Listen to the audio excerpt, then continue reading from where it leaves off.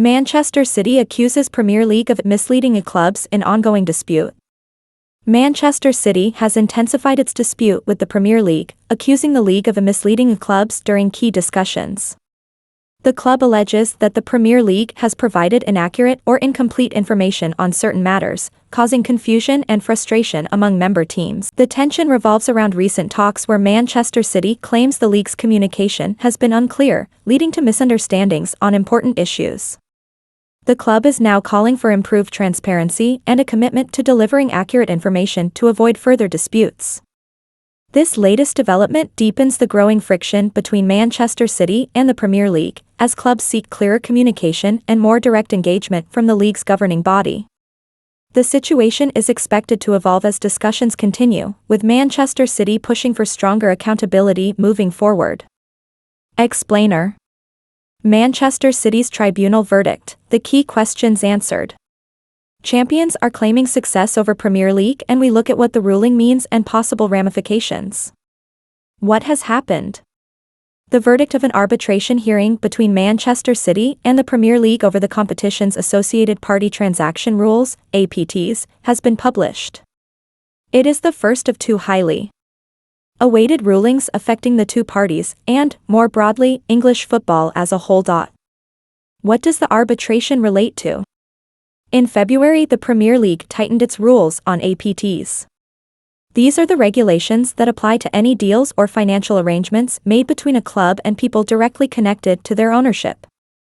Such deals include those struck by Manchester City and companies such as the Etihad Aviation Group, which, like City, has an ownership structure linked to the state of Abu Dhabi.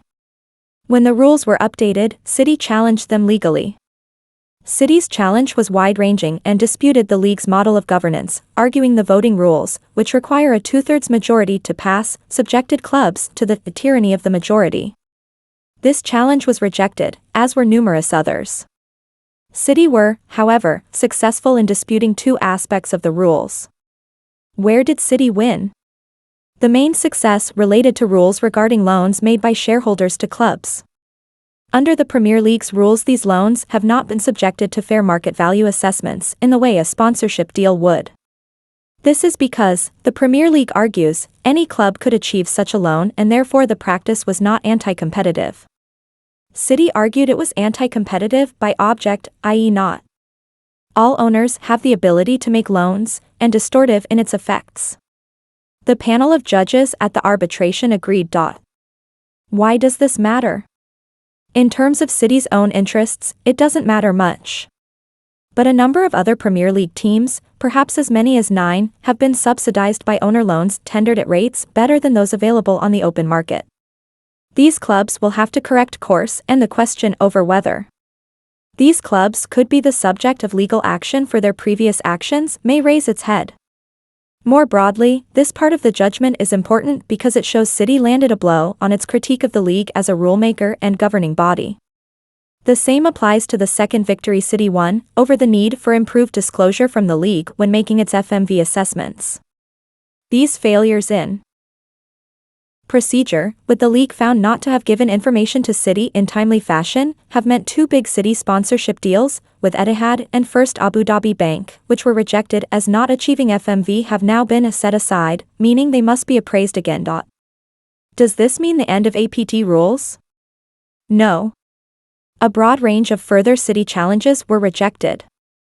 The judges on the panel found there was no evidence the rules lacked transparency, unlike UEFA's rules relating to new competitions, as per the European Super League case.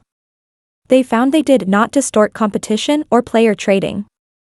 In fact, the panel said there was sufficient evidence for the league to tighten its rules as it did.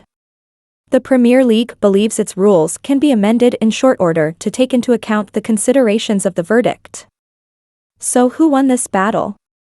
Both sides are publicly claiming victory, and it may well be true, albeit for different reasons. City's claims against the Premier League were wide-ranging and framed in the most serious language. They were largely rejected by the arbitral tribunal. The fundamental principles upon which the league has built this aspect of governance were also vindicated. So victory for the Premier League. But City managed to show that the rules have been unlawful, in however small a way, and that the league's processes have not been managed properly.